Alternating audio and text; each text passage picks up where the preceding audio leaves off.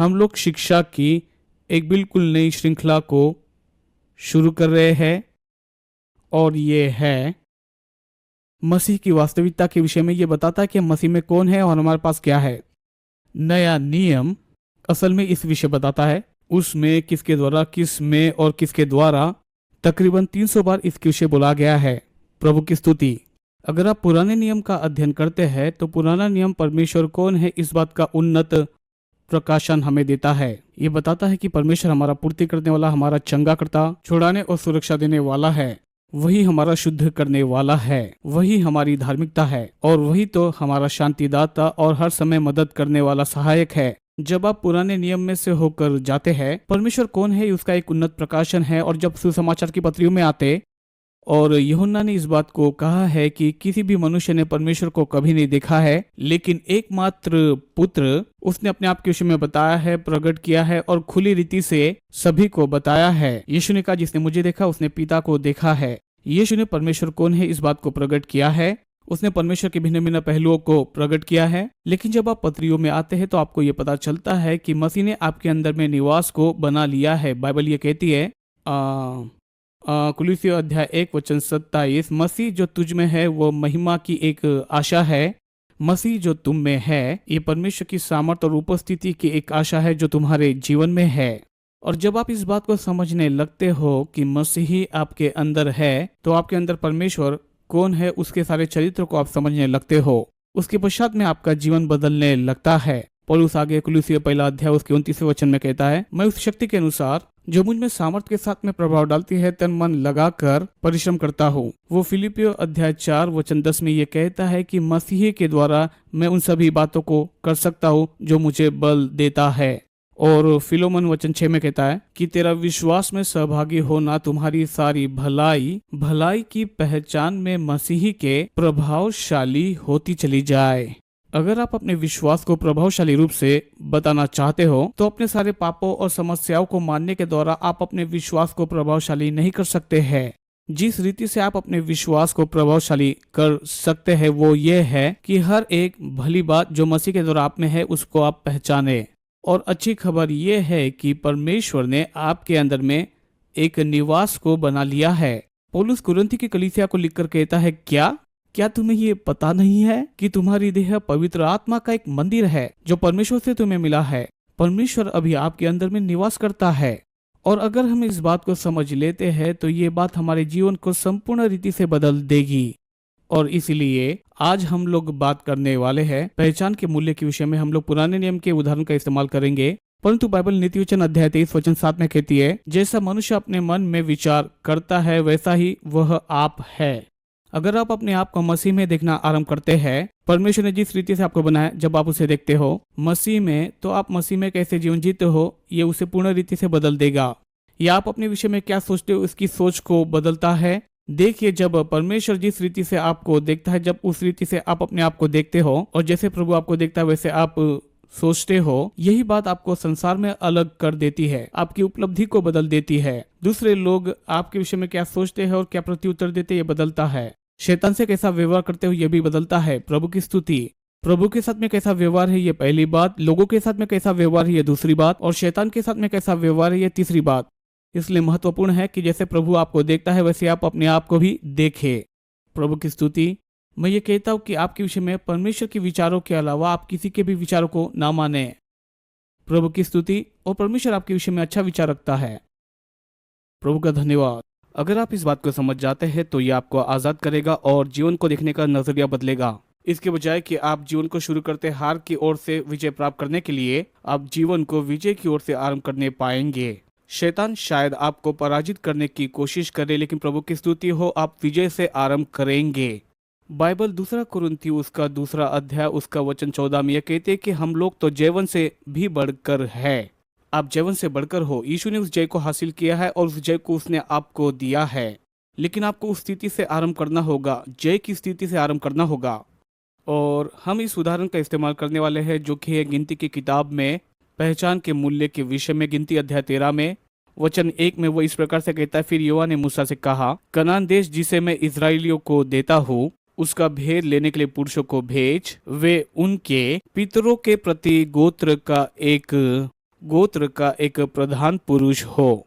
यहोवा से यह आज्ञा पाकर मूसा ने ऐसे पुरुषों को पारान जंगल से भेज दिया जो सब के सब इजरायलियों के प्रधान थे। परमेश्वर ने मूसा को हर एक गोत्र में से एक एक व्यक्ति को चुनने के लिए कहा था। इजरायलियों की संतान में करीबन 20 लाख लोग थे और ये जो 12 लोग थे, 20 लाख लोगों में से सबसे बेहतर 12 थे। और मैं चाहता हूँ कि तुम अपने पुरुषों को उस देश में भेजो और उसकी जांच पड़ताल करो, ये जो 12 है। और फिर उन्हें मूसा ने स्पष्ट रीति से कहा कि उन्हें क्या करना होगा। ध्यान दे वचन 17 में मूसा ने उन्हें कनान देश का भेद लेने के लिए भेजा था। इधर से अर्थात दक्षिण देश होकर जाओ और पहाड़ी देश में जाकर उस देश को देख लो कि वह कैसा है, और उस देश में बसे लोगों को भी देखो कि वे बलवान है या निर्बल, थोड़े है व बहुत, और जिस देश में वे बसे हुए हैं वह कैसा है, अच्छा व बुरा, वे कैसे कैसे बस्तियों में बसे हैं, तंबू वाले या फिर गढ़ वाले, और वह देश कैसा है, वो उपजाऊ है व बंजर है, उसमें वृक्ष है व नहीं है, और तुम हियाव बांधे चलो। मूसा ये जानता था कि 20 लाख लोगों में से 12 सबसे उत्तम लोगों को चुनना भी लोगों की साधारणता यह मानसिकता होती है कि वे नकारात्मक बातों को ही सोचते हैं। उनका ध्यान बुरा क्या होता है उस पर होता है, इसके वजह कि अच्छा क्या होता है उस पर जाए। और इसीलिए वो अपने सबसे उत्तम 12 लोगों को वहां चुनता है और उन्हें उस देश में भेजता है ताकि उस देश का वो भेद ले सके, और उन्हें स्पष्ट रीति से बताता है कि उन्हें क्या करना है। और जब तुम्हें वो मिल जाए तब उस समय तुम हियाव बांधे रखना। नकारात्मक बातों पर ध्यान न दे, जो सही है उस पर ध्यान दे, और जो प्रभु ने कहा उस पर ध्यान दे, और उस देश की उपज में से लाना। और वह समय पहली पक्की दाखों का था, और इसलिए और जब वे लौट कर आए, गिनती अध्याय 13 के वचन 27 के आरंभ में वहां पर लिखा है, उन्होंने वहां पर उस देश के फल को लाया और वे वर्णन कर रहे थे, और उन्होंने उसे कहा कि जिस देश में तूने हमें भेजा हम लोग गए, उसमें सचमुच दूध और मधु की धाराएं बहती है। जब आप इसे मसीहता के साथ में जोड़ते हैं, आपको पता है कि मसीह के द्वारा जो प्रभु ने हमें दिया है वो तो मूल्यवान है, वो तो पूर्ण है। आमीन। ये तो बहुतायत का जीवन है जो प्रभु ने हमें दिया है, एक बहुतायत का जीवन जो मसीह के द्वारा प्रभु ने हमें दिया है। और वे वहां पर कहते हैं, और वो तो दूध और मधु की धाराएं बहने वाला देश है। और आगे लिखा है, मेरा मतलब उन्होंने साथ में अंगूर का एक गुच्छा लाया था, और वो अंगूर का गुच्छा इतना बड़ा था कि उसे उठाने के लिए 2 लोगों की आवश्यकता पड़ी। मेरे लिए तो ये आश्चर्य की बात है, और मुझे इस बात का पता नहीं कि आप में से कभी कोई इजराइल गया हो, लेकिन जब कभी भी यहूदियों ने इजराइल की भूमि पर कब्जा किया था, उन्होंने उसे संपन्न और उपजाऊ किया, उसमें से फल आए, और उनके पास में जो गोभी फलती है वो सचमुच में इतनी बड़ी बड़ी होती है। ऐसे फल वो उत्पन्न करते हैं। मैं अमेरिकन रिपब्लिक में गया था और उनका एवोकाडो इतना बड़ा होता है, और ये तो बड़ा अजीब सा संसार है। हम सच में वहां पर आनंदित थे। मैंने सेवकाई में वहां पर सच में सेवकाई और भिन्न बातों को देखने में एक बात वहां पर मुझे बहुत ही अच्छी लगी। प्रतिदिन मैं वहां पर अच्छे साग सब्जी और फलों को खाता था। करीबन 5 या फिर करीबन 6 अनानास $2 में मिलते थे। अद्भुत है। और प्रतिदिन हम वहां पर इसे खाते थे। इजराइल की जमीन ऐसी ही थी। जब कभी यहूदियों के हाथों में वो भूमि सौंपी गई थी, वे सुंदर फल उत्पन्न करते। उन्होंने कहा देश तो अच्छा है, उन्होंने कहा वहां पर फल उत्पन्न होते और एक समृद्ध देश है, लेकिन फिर भी परंतु जानते आपको ध्यान देना पड़ता है जब आप इस प्रकार की बातों में रुक जाते हैं। परंतु उस देश के निवासी तो बलवान हैं और उसके नगर गढ़ वाले और बहुत बड़े हैं। और फिर हमने वहां पर अनाकवंशियों को देखा। अनाकवंशी विशालकाय होते थे। दक्षिण देश में तो अमालेकी बसे हुए हैं और पहाड़ी देश में हित्ती, यबूसी और एमोरी रहते हैं, और समुद्र के किनारे यर्दन के तट पर कनानी है। उन्होंने कहा हाँ अच्छा एक देश है और वहां पर अच्छे फल भी है, लेकिन वहां पर अनाकवंशी रहते हैं, वहां पर हर प्रकार के लोग रहते हैं, और उसके नगर तो गढ़ वाले हैं। जो प्रभु ने हमसे कहा है लगता नहीं है कि हम उसे कर पाएंगे। वे तो मन की सोच रहे थे। ये बहुत ही सुंदर देश है जैसा प्रभु ने हमसे कहा था, परंतु जानते हैं वहां पर अनाकवंशी रहते हैं। समस्या पर जय हासिल करना है और मुझे नहीं लगता कि हम उस पर जय हासिल कर पाएंगे। ध्यान दे वचन 30 में क्या कहता है। कालेब ने मूसा के सामने प्रजा को चुप कराना चाहा। उन्होंने ये कहा हम अभी चढ़कर उस देश को अपना कर ले, क्योंकि निसंदेह हम में ऐसा करने की शक्ति है। प्रभु की स्तुति। उन्होंने भेदियों को भेजा, उसमें से 2 लोग अच्छी खबर लेकर आए और 10 लोग बुरी खबर को लेकर आए। मैं तो ये कहूंगा कि इजराइल तो कलीसिया का एक प्रकार है, और उसने 20 लाख लोगों में से सबसे उत्तम 12 अपने चेलों को चुना। मैं ये कहूंगा कि आज की कलीसिया में इसमें कोई बड़ा अंतर नहीं है कि परमेश्वर ने अपने सबसे बेहतर 12 को चुना और उन्हें भेजकर उन्हीं बातों को बताया जो उसे देखना था, और जाने से पहले जो प्रतिज्ञा थी उन्हें बताया। 12 में से शायद 10 लौट कर आते या उससे ज्यादा और नकारात्मकता को बोलते, इसकी वजह की सकारात्मकता होती। अच्छी खबर सुनाने की बजाय नकारात्मक खबर को सुनाते। अगर हम लोग बात करते हैं औसतन विश्वासियों के विषय में या फिर औसतन कलीसिया के विषय में, 12 में से 10 लोग इसी बात के विषय में बात कर रहे होंगे कि आर्थिक व्यवस्था कैसी चरमरा गई है, कि वो कितना बीमार है। मुझे याद है किट कार्सन में सालों पहले जब हम लोग पास्टर थे और मेरी पत्नी की माँ उसमें सहभागी थी, वह क्रिश्चियन महिलाओं की एक संगति थी। उन्होंने बारबरा को निमंत्रित किया था दोपहर के खाने के लिए, और बारबरा एक बार वहां पर गई और उसने कहा कि मैं फिर से वहां कभी नहीं जाऊंगी। उसने कहा कि हर समय वे इसी बात को बोलते थे कि मुझे यहाँ पर दर्द है, वहां पर दर्द है, मैं बीमार हूँ, मैं ये हूँ। उसने कहा मैं फिर से वहां पर नहीं जाऊंगी, मैं ऐसे लोगों के बीच में नहीं रह सकती, ये तो दयनीय है। इसलिए अधिकतर कलीसिया में जब संसार की अर्थव्यवस्था चरमरा जाती है तो वहां पर भी उसका असर दिखाई पड़ता है, क्योंकि अधिकतर कलीसिया संसार के वचन पर ध्यान देती है इसके बजाय कि वह प्रभु वचन पर ध्यान दे। ऐसा नहीं था कि ये दानव वहां पर नहीं थे, वे दानव थे और वे वहीं पर थे। अगर आप यहोशू की किताब को पढ़ते हैं, जब वे वहां पर 45 सालों के पश्चात में वहां पर प्रवेश किए थे, जब वे उस देश में प्रवेश किए थे, प्रभु ने यहोशू से कहा था मैं ये तुम्हें देश देता हूं, तुम ले लो। लेकिन उसने कहा कि मित्र वहां पर कुछ दानव है। आमीन, प्रभु की स्तुति हो। प्रभु हमेशा बेहतर बातों को बताता है, मैं तुम्हें वो देश दूंगा, जाकर ले लो, लेकिन याद रखना वहां पर कुछ दानव है। प्रभु की स्तुति हो। ये मानो ऐसा है उसने वहां पर लोगों को छोड़ा था ताकि वहां की भूमि बंजर ना हो जाए। उन्होंने उसे उपजाऊ बना के रखा था, लेकिन फिर कालेब आया। लेकिन कालेब ने आकर इस बात को कहा कि हाँ वहां पर वो भूमि अच्छी है, फल अच्छे है, प्रभु हमारे साथ में है, चलो चलते हैं। उसने मूसा के कुछ लोगों को ये कहा, आओ हम एक साथ मिलकर चलते हैं क्योंकि हम उस पर जयवंत होने के योग्य है। कालेब जो खबर लेकर आया था वो अन्य लोगों के साथ में 10 भेदियों की खबर से अलग क्यों थी? क्योंकि कालेब की नजर सिर्फ एक ही बात पर थी। यही बात आज हम लोग कलीसिया में देखते हैं। अधिकतर लोगों का जो आज ध्यान होता है इस पर नहीं होता है कि मैं मसीह में कौन हूँ, मैं धर्मी हूँ, मैं छुड़ाया गया हूँ, मैं पवित्र हूँ और मैं सही हूँ, मेरे पास में मसीह का मन है और मैं आशीषित हूँ। वे मसीह में कौन है इस बात पर ध्यान नहीं देते हैं, नहीं जानते हैं कि वे क्षमा किए गए। वे जीवन के सकारात्मक पहलू को नहीं जानते हैं। वे तो ये जानते हैं कि मैं तो एक कीड़ा हूँ, मैं तो कुछ भी नहीं हूँ, मैं कुछ नहीं कर सकता हूँ, और इसी कारण हमारे लिए कुछ नहीं होता है। आपके विश्वास की वार्तालाप तभी प्रभावशाली होती है जब आप अपने अंदर की सभी बातों को सराहते हैं। ये तो मात्र पुराने नियम का एक उदाहरण है, लेकिन जो लोग उसके साथ में गए थे, वचन 31 में यहाँ पर लिखा है, वो उनको सत्य बता रहा था। देखो परमेश्वर ने तो हमें इन बात को करने के लिए कहा है। संसार क्या कहता है उससे कोई फर्क नहीं पड़ता, परमेश्वर क्या कहता है इससे फर्क पड़ता है। इस जगह को खरीदने से पहले से ही हमारी कलीसिया यहाँ पर मिला करती थी। परमेश्वर ने 2010 के सितंबर में मुझसे बातें की और हम लोग यहाँ पर आए उस इमारत की ओर जो हम लोग 2010 अक्टूबर में बना रहे थे, और परमेश्वर ने मुझसे कहा कि मुझ पर विश्वास करो और 1 साल के अंदर में तुम इसे पालोगे। अगर आर्थिक बातों की बात करते तो ये अगर एक समान रहता तो शायद इसके लिए हमें पूरे 3 साल लग जाते कि इस इमारत को हम लोग खरीदे। अगर हमारी आर्थिक परिस्थिति एक समान बनी रहती तो हमें और अधिक लोगों को रखना पड़ता था और अतिरिक्त खर्चा होता था और कई सारी बातें होती थी। खर्चा और बढ़ जाता था जब हम अपनी इमारत में आने वाले थे। अगर आर्थिक परिस्थिति एक समान बनी रहती थी तो शायद इसके लिए हमें 3 साल लग जाते थे, लेकिन परमेश्वर ने मुझसे कहा 1 साल में हो जाएगा। हमारी कोई कलीसिया नहीं थी, लेकिन परमेश्वर ने हमसे कहा मुझ पर विश्वास करो और मैं इसे पूरा करूंगा। मैंने इस बात को जेमी इब्राहिम से कहा जो मेरा अच्छा मित्र है, तो जेमी ने भी इस बात को कहा कि परमेश्वर ने मुझसे इस बात को कहा है। तो मैं समझ गया कि 2 लोगों की गवाही परमेश्वर की ओर से पक्की होती है। मैंने कलीसिया से कहा कि हम लोग परमेश्वर पर विश्वास करेंगे और 1 साल में इसे पूरा करेंगे, और हमने कलीसिया को खरीद लिया। ये एक चमत्कार था। परमेश्वर की स्तुति हो। सितंबर 2010 में हमारी आवक इतनी ही थी, और अक्टूबर 2010 में हमारी कलीसिया की जो कि आर्थिक स्थिति बहुत ही बदतर थी, और हमारी आर्थिक स्थिति उस तिमाही में 75% बढ़ गई और वो फिर कभी भी कम नहीं हुई।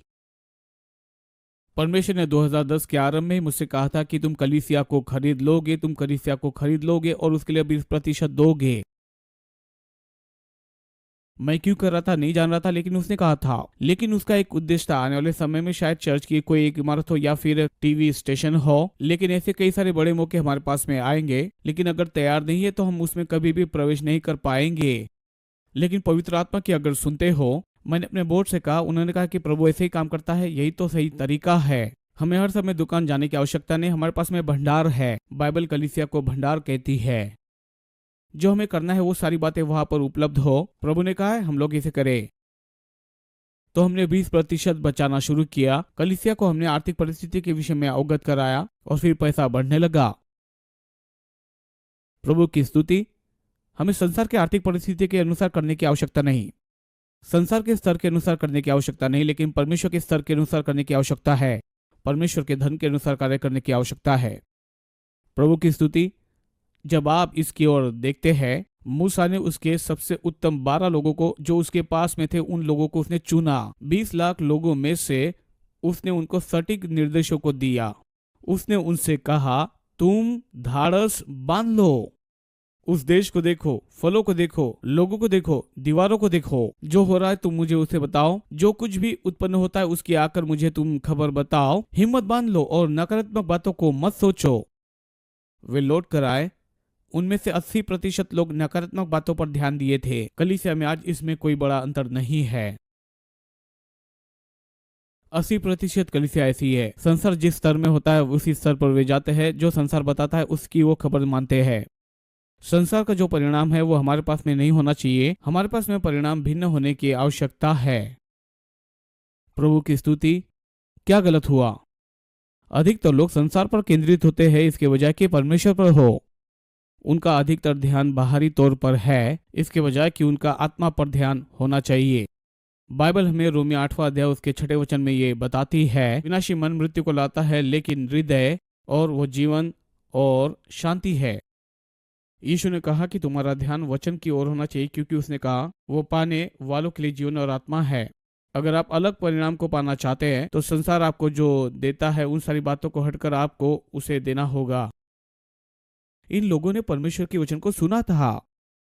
प्रभु ने उनकी सुना और जो उन्होंने कहा था उनकी उन्होंने सुना। उन्होंने मूसा को पर्वत पर जाते हुए देखा था, पर्वत पर परमेश्वर की आग को आते हुए देखा था। इन सारी बातों को देखा, फिर भी आपको पता है जब वे रुके तो परमेश्वर ने जो बातें दिया था उनका ध्यान नहीं था। जो देखा उस पर उत्तर से बढ़कर उन्होंने प्रश्नों को चुना था और इसलिए उनके पास में नकारात्मक खबर थी। नकारात्मक बातों का उन्हें नकारात्मक परिणाम प्राप्त हुआ।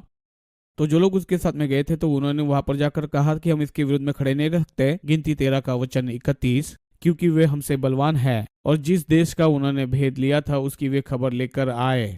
इजराइल की संतानों के विषय में कहा गया, ऐसे मेमने की खोज में हम लोग थे जो इन सारी बातों को लेता है। और बाकी अन्य लोग जो वहां पर उपस्थित थे वे खरे पुरुष थे, लेकिन मुझे पूरा यकीन है कि जिन सारे लोगों को उन्होंने देखा था वे दानव नहीं थे।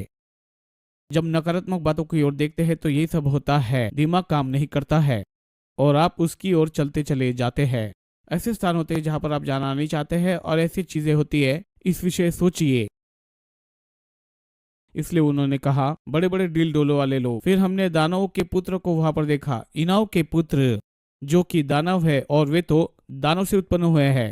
और वचन 33 में देखे वो कहता है कि हम लोग तो उन लोगों के दृष्टि में एक टिड्डे के समान पाए जाते हैं और हम उनकी दृष्टि में यही तो है। आप अपने ऊपर में होने वाले परिणाम को ही नहीं देखते हैं। जैसा प्रभु आपको देखता है वैसे आपको अपने आप को देखना है। यह प्रभु के साथ में आपके संबंध को उन्नत करेगा। यह आपके परमेश्वर के साथ के संबंध के ऊपर में भी प्रभाव डालता है। जैसा प्रभु आपको देखता है वैसे आपने आपको देखने की आवश्यकता है ताकि आपका संबंध सही हो सके। सही है, ये सिर्फ उसी पर प्रभाव नहीं डालता, लेकिन लोगों के साथ कैसे होता है उस पर भी। इसका असर शैतान के साथ के संबंध पर होता है, परंतु दूसरे लोग आपके साथ में कैसे संबंध में इस पर प्रभाव डालता है। हमने अपनी ही दृष्टि में अपने आप को टिड्डियों के रूप में देखा है, उनकी दृष्टि में हम वैसे ही है। अगर आप अपने आप को ऐसे देखते हो तो जैसे दूसरे लोग आपको देखते हैं उसमें आप निराशा को ही पाएंगे। लेकिन अगर जिस रीति से परमेश्वर आपको देखता है उस रीति से अगर आप देखते हो तो जिस प्रकार से लोग आपको देखते हैं उसमें भी एक बड़ा बदलाव होगा। प्रभु की स्तुतियों। जिस रीति से प्रभु आपको देखता है वैसे अपने आप को देखना है और जो बात को पूरा करने के लिए प्रभु ने आपको बुलाया उसमें आपको मदद करेगा। हम अपनी ही दृष्टि में टिड्डे थे, वैसे ही हम उनकी दृष्टि में भी टिड्डे बने थे। प्रभु की स्तुति। आपको अपनी दृष्टि में दानवों को मारने वाला बनना है। प्रभु की स्तुति। आमीन। जिस रीति से प्रभु आपको देखता है अगर आप देखते हो तो बाकी कोई बातें मायने नहीं रखती। ये दाऊद के जैसा होना चाहिए। यहाँ तो गोलियत दाऊद के विरुद्ध में आ रहा था और वो वहां पर बोल रहा था, तुम क्या कर रहे हो, एक छोटे से बच्चों को यहाँ पर लड़ने के लिए भेज रहे हो? क्या मैं कुत्ता हूं कि मैं डर जाऊं? मैं कौन हूं? लेकिन जो दाऊद ने किया हमें भी करना चाहिए, अपने दानों पर हंसना चाहिए। दाऊद ने गोलियत की ओर देखकर कहा, जितना बड़ा वो होता है उतने बुरी रीति से वह गिरते हैं। प्रभु की स्तुति हो, आमीन। उसने कहा, वो इतना बड़ा है, मैं उसे चूक नहीं सकता हूं। गोलियत तो पूरे शस्त्रों को लेकर था और उसको तो उसके दोनों आंखों के बीच में सिर्फ एक पत्थर मारना था।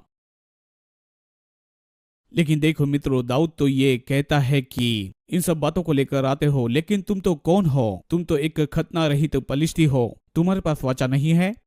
तुम तो अपने तलवार और भाले और अपनी शक्ति के वाचा के आधार पर आए हो।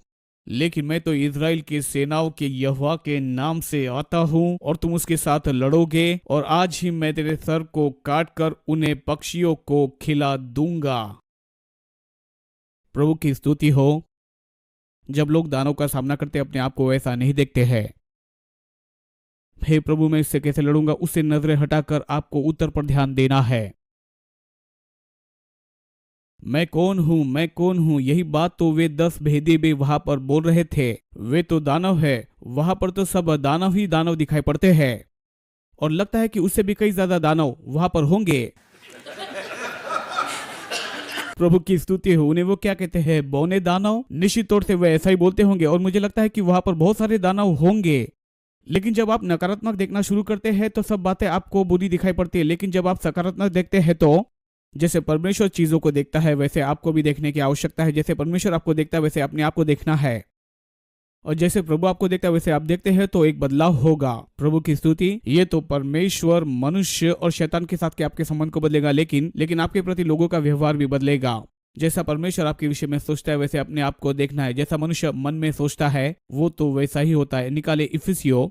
आज मैं आपको इफिसियो की किताब से कुछ दिखाना चाहता हूँ, लेकिन मैं इफिसियो दूसरे अध्याय से मैं आपको बताना चाहता हूँ, वहां से हम लोग आगे बढ़ेंगे।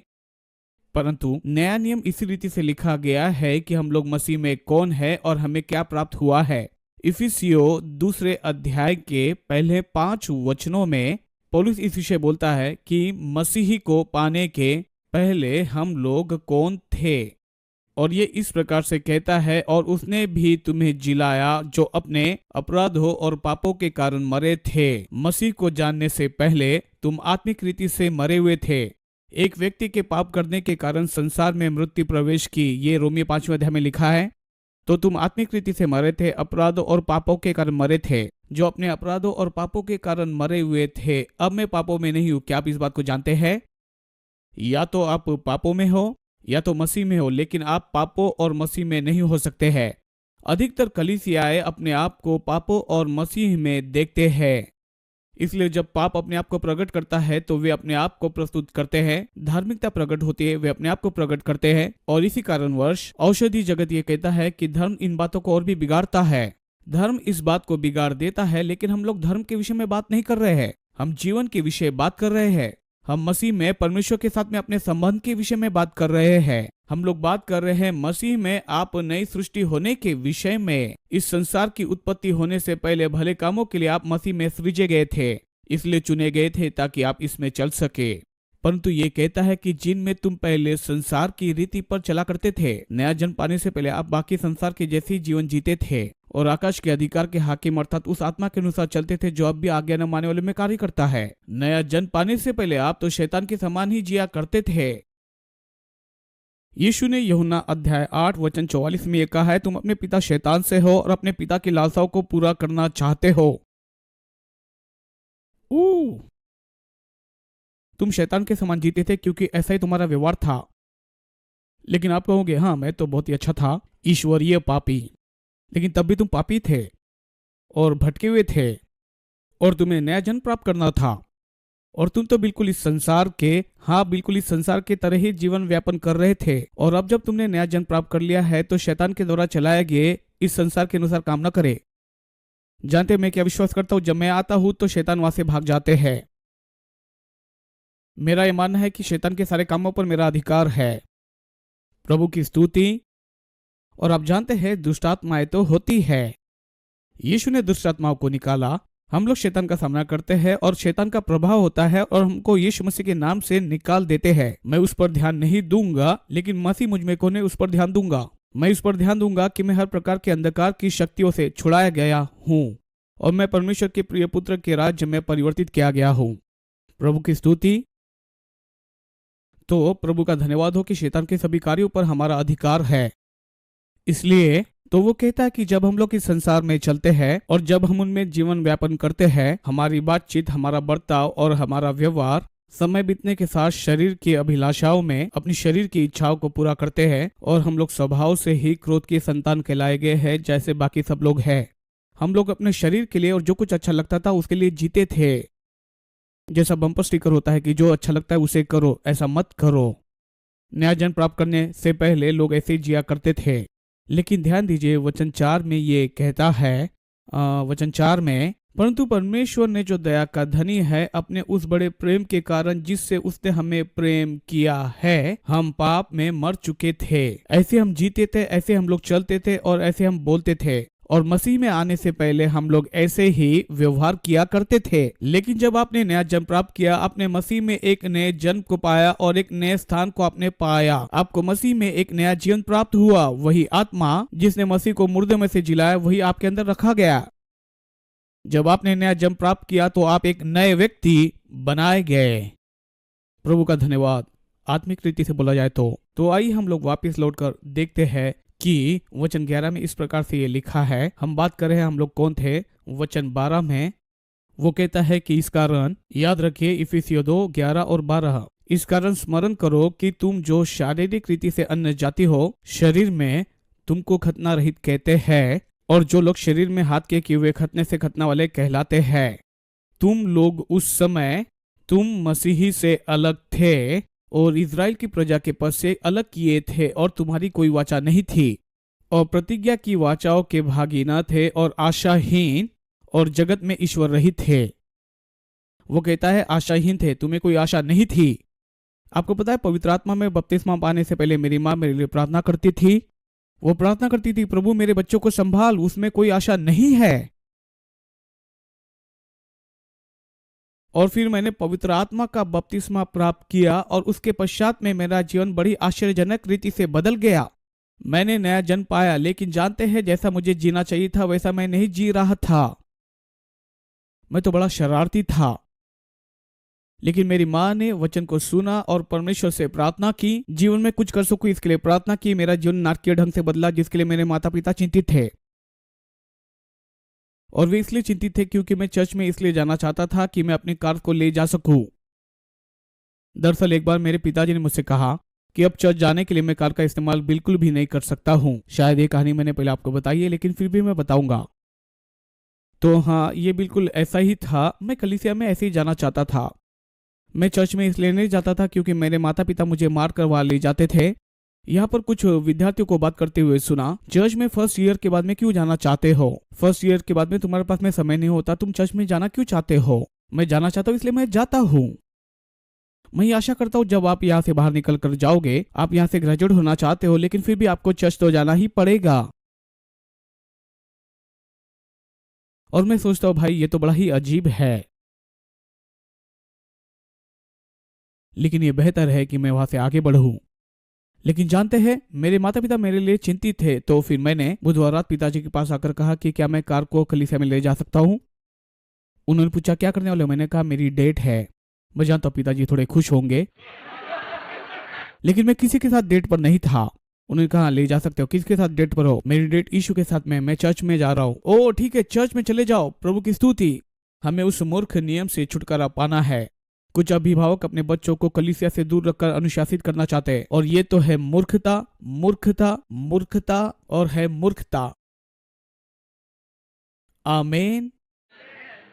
मैं जानता हूँ कलीसिया में कुछ भी सिद्ध नहीं, मैं भी वहां पर जाता हूँ, प्रभु की स्तुति। वहां पर लोग होते हैं, आमीन, लेकिन वहां पर बुरी से भली बातें ज्यादा है। आप किस पर ध्यान देते हो? आमीन। बेहतर आगे बढ़े, ठीक है। तो मेरी माँ ने मेरे लिए प्रार्थना किया है, परमेश्वर क्या तू मेरे बेटे को सुधार सकता है? मेरा जीवन पूर्ण रीति से बदल गया, जिसके विषय में मेरे माता पिता चिंता करते थे। ना किसी बुराई और ना ही किसी पाप के कारण जिसमें मैं फंसा था उसके लिए नहीं, क्योंकि मैं तो संसार में नहीं, लेकिन मैं व्यर्थ बातों में फंसा हुआ था। प्रभु का धन्यवाद। ये कहता है कि तुम तो संसार में मसीह से अलग किए हुए है और तुम्हारे पास में कोई आशा नहीं थी, लेकिन वचन 13 में ये कहता है, पर अब तो मसीह यीशु में, पर अब तो मसीह यीशु में, पर अब तो आप मसीही यीशु में हो। वो ये कह रहा है, तुम जो मरे हुए थे तुम तो जिलाए गए, तुम मरे हुए थे, तुम तो अंधकार की शक्ति और सामर्थ के तहत चलाए जाते थे और तुमको जो अच्छा लगता था उसी के अनुसार तुम जीवन बिताया करते थे और तुम तो स्वभाव से ही क्रोध के संतान थे। लेकिन अब मसीही यीशु में, मसीही यीशु में, अब आप मसीह यीशु में हो और आपको अपने आप को मसीह यीशु में देखने की आवश्यकता है। और अगर आप अपने आप को मसीह यीशु में देखना आरंभ करते हैं, इससे कोई फर्क नहीं पड़ता है कि दूसरे लोग आपके विषय में फिर क्या बोलते हैं। जानते हैं, बहुत सारे लोग मेरे बारे में भिन्न भिन्न बातों को बोलते हैं। सेवकाई के कार्यों में लिप्त कई सारे अगुवे मेरे विषय में नकारात्मक बातों को बोलते थे क्योंकि मैं रूढ़िवादी था। जो उन्होंने कहा मैं उससे बदल गया। अब वो इन बातों को नहीं बोलते। क्यों? क्योंकि मैं बदल गया हूँ। और जिस रीति से मैं बदला हूँ ये इसलिए क्योंकि परमेश्वर ने मेरे अंदर के चित्र को बदल दिया। और क्योंकि आपका अंदरूनी चित्र बदल गया है, आपका बाहरी चित्र भी बदलता चला जाता है, क्योंकि अंदरूनी चित्र बदल गया है। आप सभी के अंदर में एक ऐसा अंदरूनी चित्र है जिसके विषय में आप आगे बढ़ते हो। अनजाने में आप उसी चित्र की तरफ आगे बढ़ते चले जाते हो जो आपके अंदर है। और अगर आपका अंदरूनी चित्र बदल जाता है तो आपका बाहरी चित्र भी बदल जाता है। अधिकतर लोग अंदरूनी मनुष्य की बजाय बाहरी मनुष्य पर ज्यादा ध्यान देते हैं। अगर आप आत्मिक मनुष्य के अंदरूनी बातों पर ध्यान देते हैं तो बाहरी चित्र को बदलने में कोई समस्या नहीं होगी। प्रभु की स्तुति। तो यहाँ पहले 3 अध्यायों में इफिसियों की इस किताब में यहाँ पर पौलुस इन बातों को बोलता है कि हम लोग मसीह में कौन है और हमारे पास क्या है। तो मैं पहले अध्याय की ओर लौट कर जाऊंगा और कुछ वचनों को मैं वहां पर देखूंगा। आरंभ करेंगे वचन 1 से 7 तक। वो कहता है, पौलुस की ओर से जो परमेश्वर की इच्छा से यीशु मसीह का प्रेरित है, उन पवित्र और मसीह यीशु में विश्वासी लोगों के नाम जो कि इफिसुस में है, सब लोग ये कहे, मैं तो एक संत हूँ। प्रभु की स्तुति। लेकिन क्या आप जानते हैं आपने नया जन्म पाया है तो आप एक संत है। आप सर्व सामर्थ्य की संतान हो। आप तो यीशु के लहू से धोए गए हो। आप पवित्र हो। आपके मरने तक आपको इंतजार नहीं करना है। 100 साल के पश्चात आपके विषय में कोई कहेगा कि हाँ वो तो संत थे। प्रभु की स्तुति। कुछ लोगों ने हमारे बाइबल स्कूल में केरिट पिकर को सुना है। वो हमारे चर्च से ही थी और उसकी माँ मानो थोड़ी सख्त ही थी और उसकी माँ हमेशा ऐसे व्यवहार करती थी। मैंने कहा, फेथ किरण में उसे बुलाता था, फेथ किरण तुम कैसी हो? और उसकी प्रतिक्रिया थी मैं उसे फेथ किरण कहता था क्योंकि मैं चाहता था कि वह अपना चित्र अपने मन में उतार ले। बाहरी संसार आपके विषय में क्या बोलता है इससे कोई मायने नहीं रखता है, लेकिन आपके अंदर का परमेश्वर आपके विषय में क्या बोलता है वो मायने रखता है। और परमेश्वर जो आपके विषय में बोलता है उसके विषय में आपको एक चित्र अपने अंदर में रखना है। मसीह यीशु के लोगों को उसने संत कहा है। मैंने धार्मिकता के प्रकाशन पर प्रचार किया है जब मैं डोमिनिकन रिपब्लिक में था और जब मैंने प्रचार किया जिस शहर में हम लोग थे वहां की कलीसियाओं में, और जब मैंने इस कलीसिया में धार्मिकता के प्रकाशन और हम लोग जो संत है उसके विषय में प्रचार किया कि हम लोग तो 100% धर्मी है, वहां पर एक प्रचारक था जिसने पहली बार इस संदेश को सुना था। उसने पहले कभी भी ऐसा संदेश नहीं सुना था जैसे मैंने प्रचार किया था। और फिर ये व्यक्ति तो बहुत ही उत्साहित हो गया और ये जो चर्च था उन्होंने तो मेरे अंदर से उन सारे संदेशों को बाहर निकाल ले आए और ये तो बहुत ही अद्भुत था। जब हम घर की ओर लौट कर जा रहे थे तो उसने कहा कि क्या बढ़िया संदेश था। उसने कहा तुम्हारे पास में सच में अच्छा संदेश था। ये एक संदेश था यही कि लोगों को ये बताना कि वह 100% धर्मी है, लोगों को ये बताना कि वे संत है, वे इसका अनुभव नहीं करते हैं। प्रभु की स्तुति। पौलुस संदेश देता है और कलीसिया को वो संत कहता है। अगर आप कुरिन्थियों की कलीसिया की ओर जाते हैं तो वो उस समय का सबसे बदतर एक कलीसिया थी। फिर वो इस बात को कहता है कि तुम्हें जो कि संत बुलाए गए हो संत बन जाओ। हालेलुया। आपको ये समझना होगा कि आप कौन हो, इसलिए वो उस कलीसिया को संत कहकर लिखता है। वो कहता है हमारे पिता परमेश्वर प्रभु यीशु मसीह की ओर से तुम्हें अनुग्रह और शांति मिले। अगर आप समझते हो कि वो आपको कैसा देखता है, वो आपके जीवन में अनुग्रह और शांति की कामना करता है। वचन 3 में वो कहता है हमारे प्रभु यीशु मसीह के परमेश्वर और पिता का धन्यवाद हो कि उसने हमें मसीह में स्वर्गीय स्थानों में सब प्रकार की आशीषों को दिया है। हर कोई कहे मैं स्वर्गीय स्थानों में सब प्रकार की आत्मिक आशीषों से आशीषित किया गया हूँ हमारे प्रभु यीशु मसीह में। आप प्रभु यीशु मसीह में हो, आपको अपने आप को प्रभु यीशु मसीह में देखना है। आपको ये देखना है कि आप प्रभु में आशीषित हो। प्रभु की स्तुति। मैं आशीषित हूँ। जिस किसी भी बात को मैं छूता हुआ आशीषित है। जहाँ कहीं मैं जाता हुआ स्थान आशीषित है। मैं सब बातों में आशीषित हूँ। मेरी कलीसिया, मेरे बच्चे, मेरा परिवार आशीषित है। मेरा व्यवसाय आशीषित है। मैं एक आशीषित व्यक्ति हूँ। अगर आप अपने आप को आशीषित देखते हो तो बाहरी रूप से सब बातें बदलती है। आपको अपने आप को आशीषित दिखना है। प्रभु की स्तुति। वचन 4 में वो ये कहता है कि जैसा उसने हमें जगत की उत्पत्ति से पहले उसने हमें चुन लिया। देखिए वो शब्द वचन 3 और वचन 4 में, उसने हमें उसमें चुन लिया जगत की उत्पत्ति से पहले कि हम उसके निकट प्रेम में पवित्र और निर्दोष हो। ये कहता है उसके निकट प्रेम में। हालेलुया। मेरे पिता मुझसे प्रेम करते हैं। मेरे पिता मुझे पवित्र और निर्दोष देखते हैं। प्रभु का धन्यवाद। प्रभु हमें ऐसा ही देखता है। प्रभु आज आपको पवित्र देखता है। प्रभु आज आपको निर्दोष देखता है। प्रभु का धन्यवाद हो कि वो आज आपको दोषी नहीं ठहराता है, न ही आपके ऊपर में पाप को लादता है और न ही आपके ऊपर में अधर्म को लादता है। और इस बात के लिए प्रभु का धन्यवाद, प्रभु का धन्यवाद, प्रभु का धन्यवाद। मैं इसके साथ के और एक वचन को देता हूँ, लेकिन फिर भी आप इफिसियों पहले अध्याय में ही बने रहे।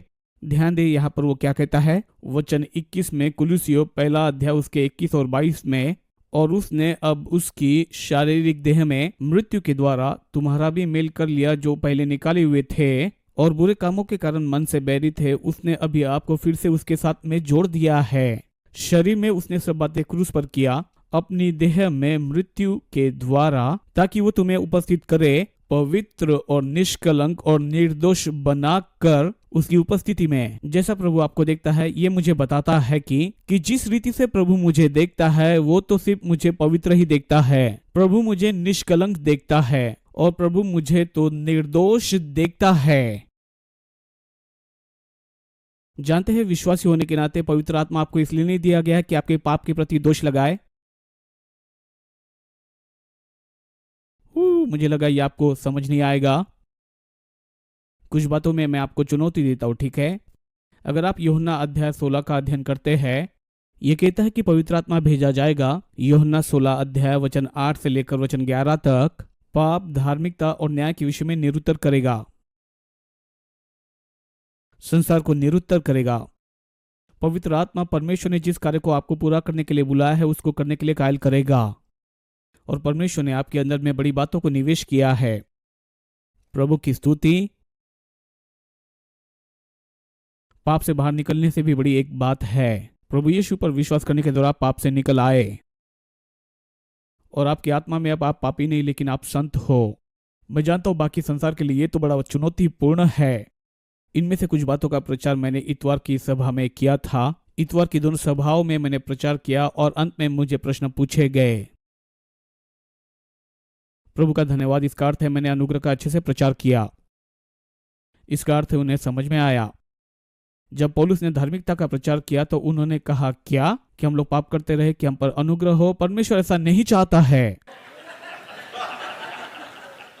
हम आपको बेहतर पापी नहीं बनाना चाहते, हम तो आपको पाप से बाहर निकालना चाहते हैं।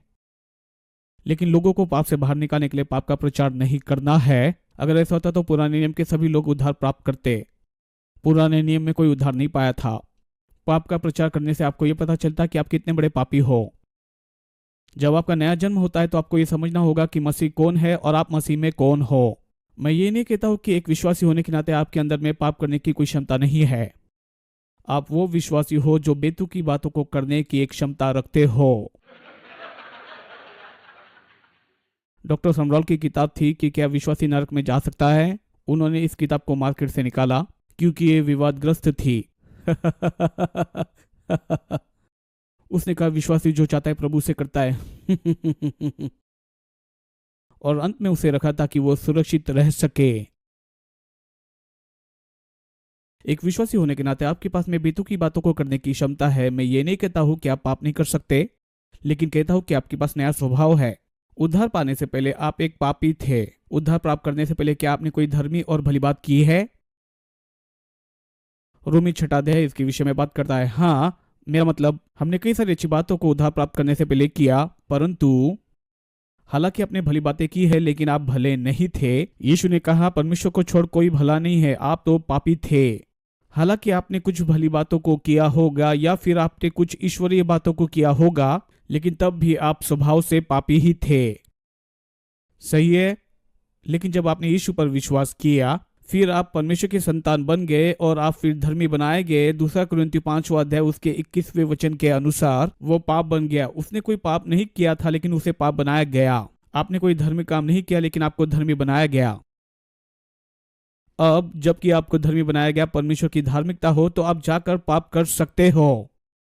एक विश्वासी होने के नाते कई सारी बेतुकी बातों को करने की क्षमता आप में है। मैं ये नहीं कहता कि आप पाप नहीं कर सकते हैं, परंतु जो मैं कहता हूँ कि जिस रीति से प्रभु आपको देखता है वैसे आप अपने आप को देखें, और जिस रीति से प्रभु आपको देखता है वो तो पवित्र, निर्दोष और वो निष्कलंक है उसकी दृष्टि में।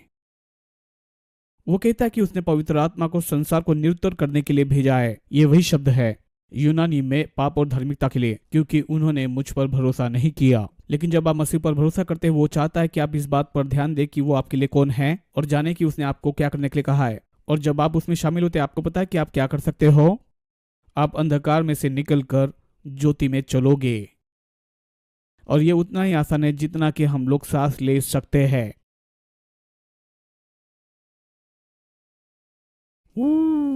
हालेलुया, हमने बहुत ही अच्छा किया है।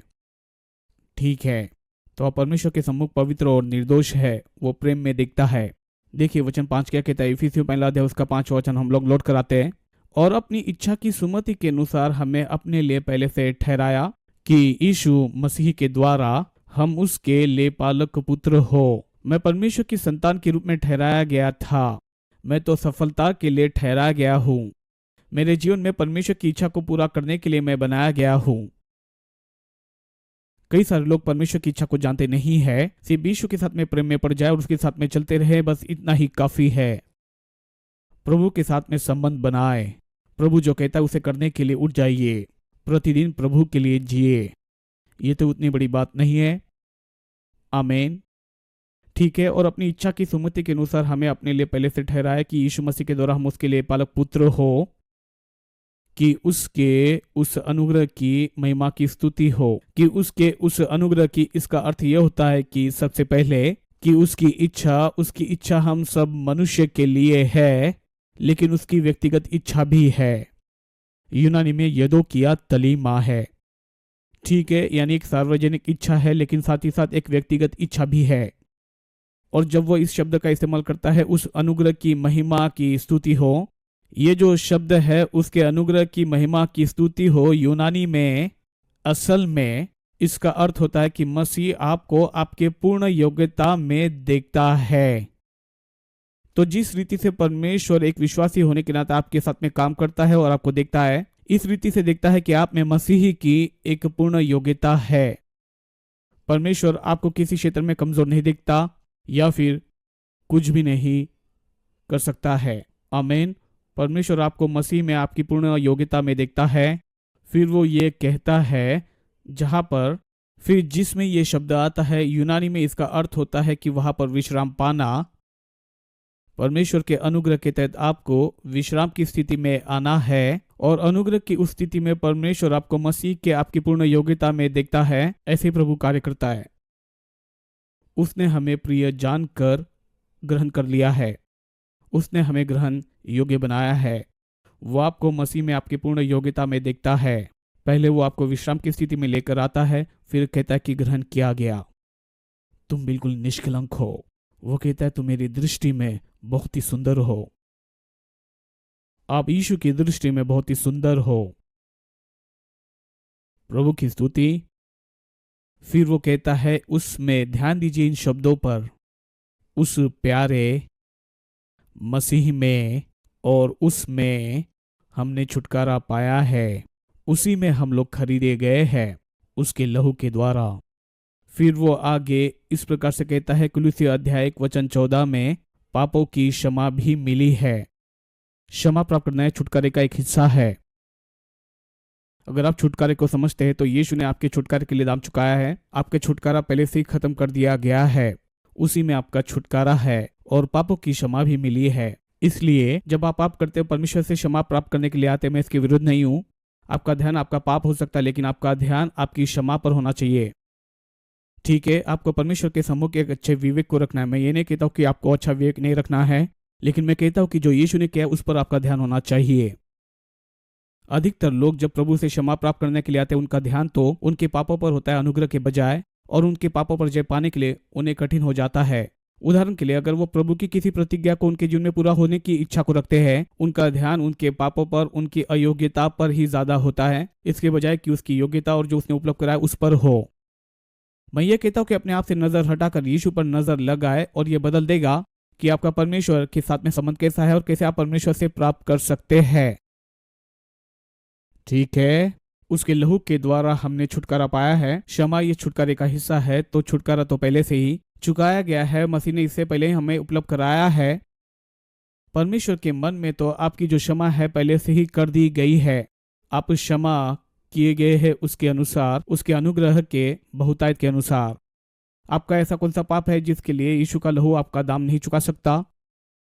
ऐसा कौन सा पाप है जिसके लिए परमेश्वर का अनुग्रह उसे ढांप नहीं सकता? ठीक है, अगर इसका अध्ययन करते तो ये कहता है कि आप संत हो, ये कहता है कि हम विश्वास योग्य है, ये कहता है कि हम लोग आशीषित हैं, ये कहता है कि हम लोग चुने गए हैं, ये कहता है कि हम लोग ठहराए गए हैं, और ये भी कहता है कि हम लोग ग्रहण किए गए हैं, और ये कहता है कि हम लोग छुड़ाए गए हैं। प्रभु की स्तुति हो, मसीह में यही तो हम है, मसीह में हमारे पास यही तो है। अगर हम लोग आगे बढ़ते हैं वचन 11 की ओर, यहाँ पर यह कहता है उसी में हमने तो मिरास को प्राप्त किया है। मसीह के द्वारा परमेश्वर ने आपके अंदर में कुछ निवेश किया है, और उसी की मनसा के अनुसार हम लोग ठहराए गए हैं, जो अपनी इच्छा की मत के अनुसार सब कुछ करता है। वचन 13 यह कहता है उसी में तुम पर भी, जब तुमने सत्य का वचन सुना जो तुम्हारे उद्धार का सुसमाचार है। और वचन 13 यह कहता है उसी में जब तुमने विश्वास किया, तुम पर तो छाप लगी प्रतिज्ञा किए हुए पवित्र आत्मा की। जब आपने यीशु पर विश्वास किया, परमेश्वर ने अपनी आत्मा को आपकी आत्मा में डाल दिया और उसने अपनी छाप लगा दी। प्रभु की स्तुति। आपकी आत्मा तो धर्मी, शुद्ध और पवित्र है। अगर आपने नया जन्म पाया है तो आपकी आत्मा में कोई समस्या नहीं है। लेकिन आप कहोगे पास्टर, बाइबल तो कहते हैं कि अपनी आत्मा को हर प्रकार की मलिनता से दूर करो। वहां पर जो आत्मा है वो आपके व्यवहार के विषय में है। पवित्र आत्मा होकर भी आप बुरा व्यवहार कर सकते हैं। आमीन। प्रभु की स्तुति हो। आपकी आत्मा पर काम किया गया, लेकिन आपके व्यवहार को अभी भी बदलना है। आमीन। प्रभु की स्तुति हो। आप अच्छा सोच रहे मित्रों। ठीक है, इफिसियों दूसरे अध्याय में यहाँ पर कुछ देखे। यहीं पर पहले आप थे, आप एक पापी थे, आप पापी थे, शैतान के समान जीते थे क्योंकि ऐसा ही व्यवहार था, और नरक के रास्ते पर थे। परंतु अब आप जीवित बनाए गए हैं। ध्यान दे, वचन अध्याय 2 वचन 1 में वचन 5 कहता है आप मसीह के साथ में जिलाए गए।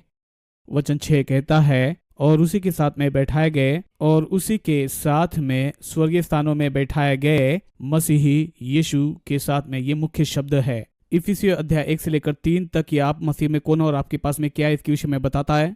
फिर वो कहता है कि वह अपनी कृपा को जो मसीह यीशु के द्वारा हम पर है, हमको दिखाया। विश्वासी के द्वारा अनुग्रह से हमारा उद्धार हुआ है। ये तुम्हारी ओर से नहीं, परमेश्वर का वरदान है, न कर्मों से। लेकिन फिर वो ये कहता है वचन 10 में, क्योंकि हम उसके बनाए हुए हैं और मसीह यीशु में उन भले कामों के लिए सृजे गए हैं, जिसे परमेश्वर ने पहले से हमारे लिए करने के लिए तैयार किया है। वचन 13 कहता है पर अब तो मसीह यीशु में, जो तुम पहले दूर थे, मसीह यीशु के लहू के द्वारा अब निकट किए गए। अगर आप सीधे वचन 19 की तरफ आते हैं, ये इस प्रकार कहता है इफिसियों दूसरा अध्याय वचन 19, इसलिए अब तुम विदेशी और मुसाफिर नहीं रहे, परंतु पवित्र लोगों के साथ संगी स्वदेशी और परमेश्वर के घराने के हो गए। वचन 21 में आप मसीह में कौन हो इसके विषय में बताता है। इसमें सारी इमारतें, सारी कलीसिया, जिसमें सारी रचना एक साथ मिलकर प्रभु के एक पवित्र मंदिर को बनाती है, जिसमें तुम भी आत्मा के द्वारा परमेश्वर का निवास स्थान होने के लिए बनाए जाते हो। वह है आत्मा के द्वारा। सब लोग कहे यीशु मुझ में निवास किया है। मसीह यीशु में एक नई सृष्टि हूँ। मैं तो मसीह यीशु में एक नई सृष्टि बनता हूँ। प्रभु का धन्यवाद। मैं आशीषित हूँ, मैं शुद्ध किया गया हूँ, मैं चंगा हूँ, मैं मसीह में परमेश्वर की धार्मिकता हूँ, मुझ में मसीह का मन है, मैं हर श्राप से छुड़ाया गया हूँ। मसीह में मेरे पास में एक मिरास है। आज मुझ में परमेश्वर की आत्मा निवास करती है। प्रभु का धन्यवाद कि यीशु ने मुझ में निवास किया है। जिस समय मैंने नया जन्म प्राप्त किया था और मैं वैसा ही नहीं रहूंगा। मैं तो विजेता हूँ। प्रभु का धन्यवाद। मैं सफलता के लिए बुलाया गया हूँ। मैं तो प्रिय जानकर बुलाया गया हूँ। मैं तो परमेश्वर के परिवार का हिस्सा हूँ। मेरी परमेश्वर के साथ में एक वाचा है। यीशु के लिए परमेश्वर का धन्यवाद। और यीशु मुझ में निवास करता है।